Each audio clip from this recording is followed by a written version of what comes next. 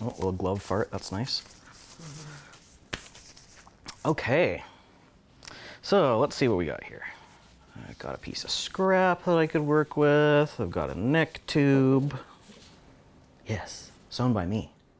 My name's Damien. I'm a local artist and activist. I kind of was born a bit of an artist. My earliest memory and a fond memory of my mother's is when I was probably like a year and a half, 2 years old. They caught me drawing on the wall with a very large purple marker. And when asked why I had made a huge circle on the wall with a purple marker, I said, because I dot to. In my broken little child English. Now, I'll probably make this into a galaxy die, so that means that we're gonna squish the shit out of it. Actually, my very, very first die, the one that I got into tie-dye for, came out with a huge demon face on it, and it looks amazing. I love that one. As I grew older, art kind of saved me in a lot of ways. I was in the care of the Ministry of Child and Families. I went to see a psychologist there regularly to try to help me get through the things that I was going through as a queer person, as somebody from a family with issues. And one of the things that my psychologist ended up talking with me about was ways that we can distract myself from things like the self-harm that I was engaging in, the suicidal ideation that I was dealing with, again, because of being a queer person who was dealing with a lot of stuff. So we began to point my attention more towards artistry, where I could focus my energy, where I could express myself and some of the things that I was feeling that I was not able to share with other people in my community in the Comox Valley here for fear of persecution, retribution, just kind of anything under the sun that you can think of. And that really helped me along a lot. I got involved with different kinds of art gallery events for youth when I was younger. I involved myself in a little bit of, guerrilla artistry around the streets of the Comox Valley when I was out really late at night when I didn't feel comfortable or safe to be at home. So yeah, artistry has been a huge support for me. Nice, that's a good start. That's probably one of the worst parts of tie-dyeing is if you spend like 20 minutes on making the perfect tie and then you place the wrong elastic band in the wrong place and the whole thing just completely caves in on itself. Oh yeah, here we go. It looks incredibly interesting, at least to me. Yeah, it's fun. It's very fun. That's gonna be a danger. That's a danger noodle right there. We're gonna go for it. Nope, that's a bad. Oh yeah, you can see, you can see what almost happened there. Is there any particular time in your life when someone displayed like a moment of like a lot of care for you that made you feel really like loved and safe in your community? Absolutely. I was very grateful and still am to all the people in the Comox Valley who stood up for me and stood there while I was dealing with so much persecution in this town. And of course, one of my biggest supports has been my partner. We've been together for 13 years now, and we've been through a lot together. He really taught me what it felt like to be loved.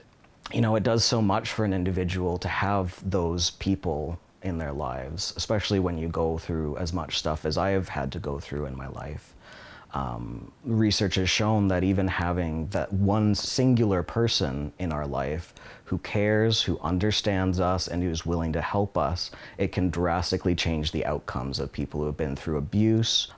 For queer people who, inadvertently or not, have been taught that they are less than human or that they are worth less because of their identity. So yeah, I've been really thankful to have those people in my life. And there are so many more as well. Why is Rainbow House important to our community?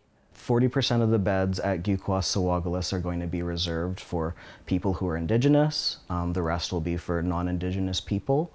And Considering the amount of racism that has been seen in this community in the past and currently, I feel that this is a really strong step forward towards some form of support and some form of reconciliation. In terms of Rainbow House, or the proper term for it, I'm sure you could be better at saying it than I would be. What reason do you have for personally involving yourself in it? So when I heard about Rainbow House, otherwise known as Gukwa, Wagalus, I just kind of reached out and said, hey, I don't know what you guys need, but I just returned to the valley and I'm here if you need me. They were looking for somebody to help lend their voice and experience to the opening of this wonderful place that is sorely needed in the Comox Valley and beyond.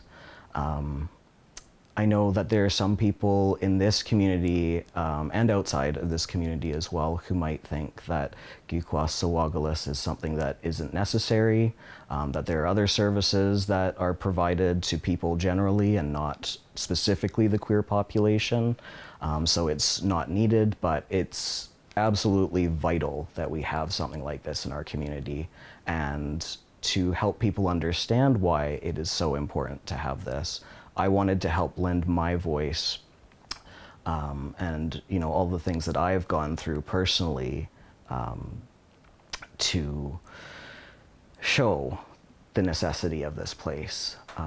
The things that I've gone through and the things that I've seen, I don't want another human being to have to go through that if I can possibly help.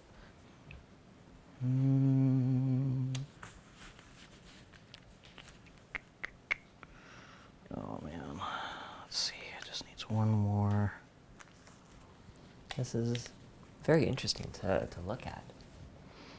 It's my little wad. Oh, I've immediately taken all the magic out of it. All right. Your delightful little art wad. Yeah. Danger. Whoop. Oh, is it like a kind of like you inject it in? Oops. There we go. Yeah, a little bit. You want to get like right in there. Like a needle, but a little less stabby. Yeah. I can't even tell you how I decided to make the neck tubes and tie-dye them, but it was fortuitous to say the least. I did that in 2020, so that would have been January 2020 when we did our Friendsmas thing, and I decided I really liked it, so I made a whole bunch of dyes with the used dye that I bought, put them on the market, and COVID hit not long after that. So because I had made so many things that were masks, somebody came and bought out my entire stock in a night. And then I suddenly had a business. Regarding queer people, some people have the belief that, especially queer people, are invading their community. How do you feel about this belief that some people so strongly hold? It's a belief that comes from ignorance, and it's a belief that comes from fear. Queer people have always been around. We've existed for thousands of years. There's historical records to prove this, but because there wasn't as much conversation going on about it, because there was so much more homophobia, transphobia, all the kinds of things you can think of, it caused people to hide more. And we can see that historically. We can see like the bathhouse raids. We can see the censorship of like Little Sisters Bookstore, for example. These are both examples in Canada.